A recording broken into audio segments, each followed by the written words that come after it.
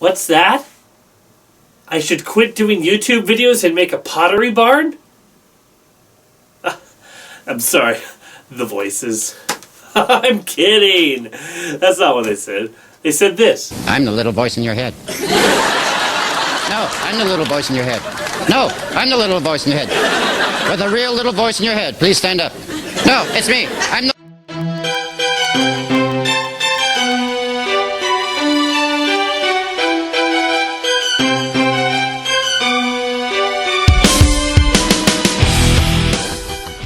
Hello everyone, I'm LazyDude99. Welcome to another superhero movies prediction for the movies that are coming out in 2016. Sorry that it's taking me a little bit to do this because I did all of them up to Teenage Mutant Ninja Turtles Out of the Shadows, and then I stopped. Mostly because I wanted to see a couple more trailers for the next movies until I did the rest of the predictions videos, but now I kind of put it off a little too long, and these movies are going to be coming out in a couple of months, so I better do it now, or otherwise I'm not going to be able to do it at all. So, the next movie on our list is, of course, the Suicide Squad movie. It's coming out in August of this year, starring Will Smith, Viola Davis, Margot Robbie, Jared Leto, that guy from Divergent series that nobody really likes, and it was John Connor, apparently.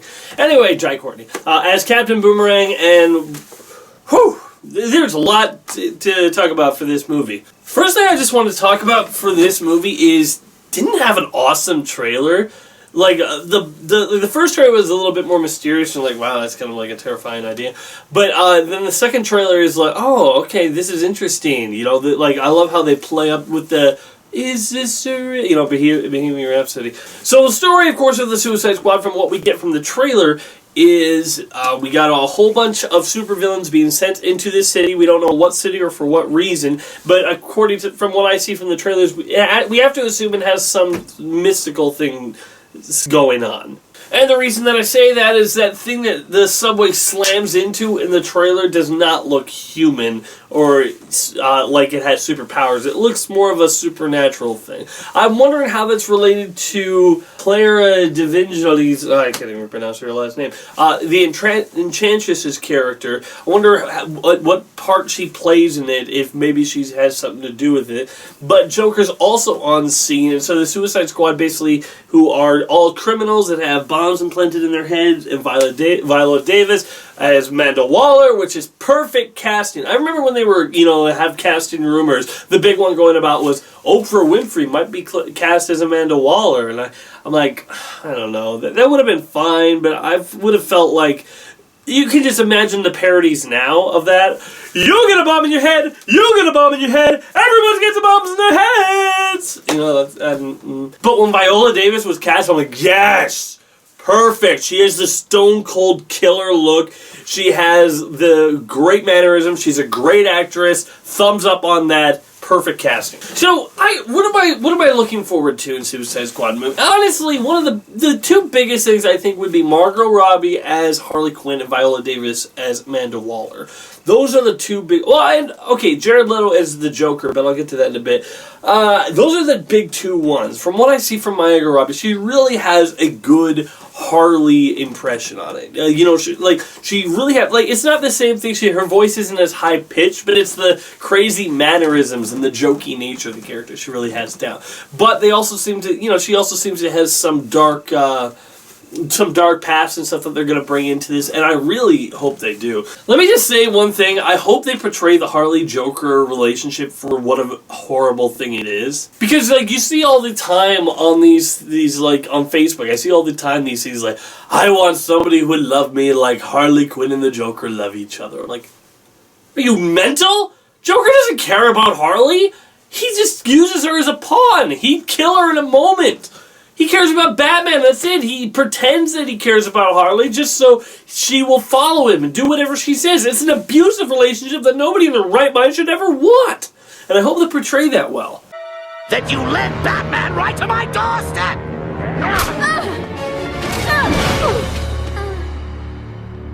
Tough love.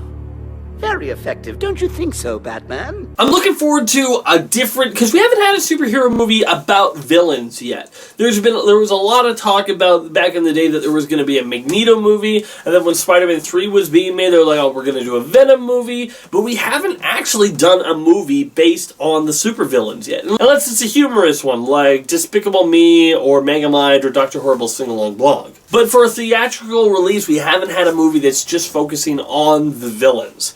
And that's really an interesting thing that DC can really bring to the table that Marvel can't really. Like, Marvel has like a Secret Six? No, Secret Six is DC. It's the Sinister Six from that Marvel has. And so this, I want to be able to go into this area of dark humor that, like, for example, in the animated Suicide Squad movie that was called Batman Assault on Arkham, it was a Suicide Squad movie. I don't really know why they called it Batman Assault on Arkham. But all the characters are horrible people.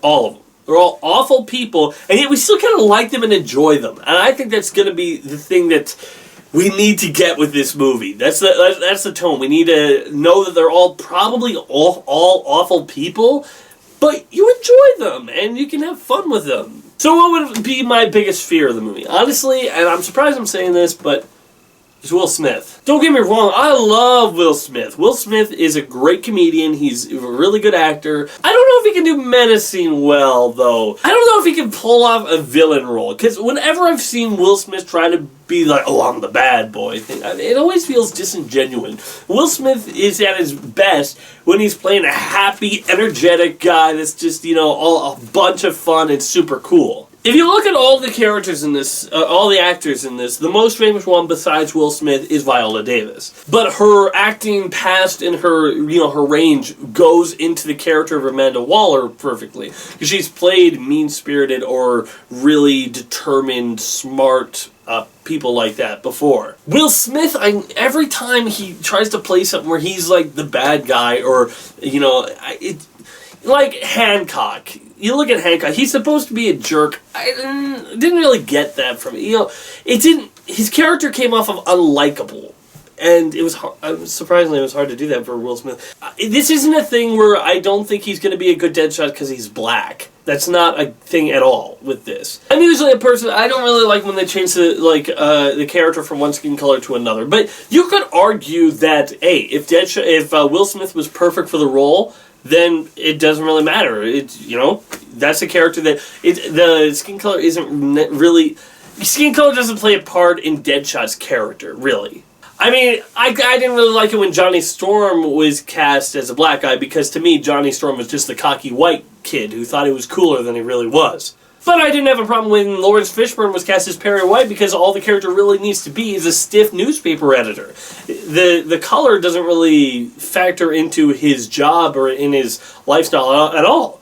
And I kind of feel that way with Deadshot. It doesn't matter that he's black because, he's an assassin that goes after people and is super good at shooting people. That doesn't really necessarily matter what skin color. So if Will Smith just blew everyone away on his performance, then you know what? I'm okay with that.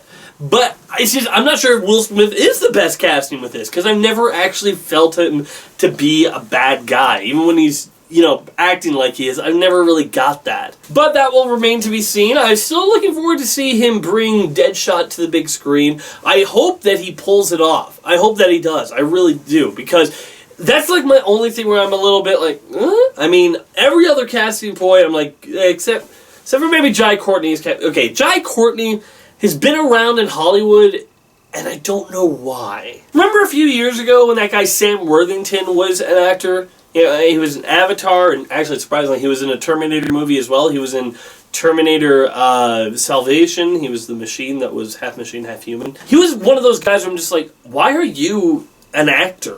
You're not bringing anything to the movie that anybody else could have done better. I kind of feel that way with Jai Courtney. Every single role he's been in, I've never really felt like he's brought anything to the role that nobody else could bring before. And so everyone that I know that has watched him in other stuff is like, okay, don't screw up Captain Boomerang, because if you do, we're done with you. At the very least, he was born in Australia, so that's, a good plus, because Captain Boomerang is Australian. Which I just kind of realized, now that I think about it, is kind of little bit cliched for their country. Well, let's see. We're making a character Captain Boomerang. Let's make him Australian. But Margot Robbie. Let's go to Margot Robbie. Because, this is not in my what's my biggest fear. I'm just rambling on. Margot Robbie. She's. No, wait, I've talked about Margot Robbie. She's great. From what I can see, she's great. What else do I want to talk about? We still don't really know what the villain is in this movie. As I said, we know it's some sort of magic base. And the reason I say that, as I said, the subway scene, but also you see in the trailer, there's these people that they're shooting at, and they have like these weird spiky heads that don't exactly look human. And so it's like, to me, it's like they're like something's manifested that they're just shooting at, and there's tons of little villains. So we don't really know what the villain is. We know Joker is going to be in here. So let's talk about Jared Leto. I was with everybody else when I saw his design. I'm like, I don't really like it. I'm not even that big on the tattoos. I mean, some of them would have been fine. I think they overdid a little bit with like the thing that did damaged in his forehead. It's the grills. The stupid grills. Those things always look stupid on people. Grills are stupid. Okay? It's like, hey, I got an idea. Why don't I turn my smile into make it look like someone shoved tinfoil in my mouth? And that's kind of the biggest thing, because Joker smiles. And his smiles are to be creepy. I don't think it's as creepy when you got that might just be a personal preference, but I really don't like those stinking grills and characters' mouths, and it doesn't work for the Joker because you're supposed to have this big glistening white smile from him. That's kind of the thing with the Joker. On the other hand, Jared Leto is still really great casting. From what I have seen, like I've looked up stuff on him, and he really seems to be a guy that really gets into the role. From what I see where he's like, he gives gifts to everybody on set and he's in character all the time. I'm really hoping that they're just having somebody watch him. I don't want to make light of this, but it's just like when you get into a role like that, we've seen what it can do to people. Sorry, I don't know if I'm being inconsiderate there. It's just, it's just when you get someone who can capture that role really well. As I say, I'm looking forward to him. I'm really looking forward to seeing what they do with him. I'm just hoping for the next movie that he's in, they make some changes, keep some of the tattoos, get rid of this one, and get rid of these, and I would be fine with this design. It's just the thing that since we're building the new universe here, we're trying to make like this is the future from now on. This is it, and I'm like, okay, I can deal with that. That I can deal with. As long as you are able to, make changes to these things along the way. I'm just saying, the future Batman films should not have to necessarily, if they want to use the Joker, have to use this design to a T. This is the thing with comic books, it's like one issue the Joker, or the Scarecrow may take a new look and look completely different, and then 3 issues later, or 3 books later when somebody else takes over, he's back to his old costume because they just like that better. What would I say is my excitement meter for this film? I am really looking forward to Suicide Squad. I would have said probably the beginning of the year that this was my second or third most look forward to movie in this. Because I was looking forward to Batman v Superman the most. It was kind of a thing between Civil War and this one, which one I was looking forward to more. I think that this movie potentially has the potential to be the best superhero movie of the year. It's all on how it goes, because it looks really good so far. It's all on how the story is told, and if it's like this type of Suicide Squad story where it's just like everything can go wrong, and like there's characters that are gonna die. This guy's a dead man. I don't care what anybody says. I don't know who this guy is, and if I don't know who you are in the comic book world, you're a dead man. You're going to be dead. Characters I think are going to survive. Harley Quinn, Deadshot, Killer Croc, Katana, and Boomerang, and maybe El Diablo. Maybe. He's like kind of the thing where he could go, could stay, whatever. But those are the 5 that I think are going to survive through this. The Enchantress I think is going to turn out to be like the main villain behind everything, and they're going to have to kill her. Anywho, I think that... Also, I think, Amanda Waller's not going to die, and this Rick Flag guy probably would die. I don't know, it's going to be interesting. So, for my excitement meter, I'm going to say that I can hardly wait, is what I'm going to say. I can hardly wait. This is going to be a really fun movie. I don't really see how it can be a bad movie. From what I can tell from everything I've seen, it's either going to be it's good it's good, but that's about it. Or this is going to be a great film. I've only seen the director who made this movie. I've only seen him direct one other thing, and that was Fury. The Tank movie came out a couple of years ago. And it was good. But in any case, that's how I'm feeling about Suicide Squad. And now it's time to end this and say thanks for watching, everybody. I'm Lazy99, and my next and final superhero prediction of movies for the movies that are coming out in in 2016 is Doctor Strange. I'm hopefully going to wait until I see one more trailer for Doctor Strange, because right now we only have the first little teaser, and after then I'll start talking about it. So thanks for watching, everybody. Adios. Be sure to check out more of my other videos on my channel, and wait for more coming soon.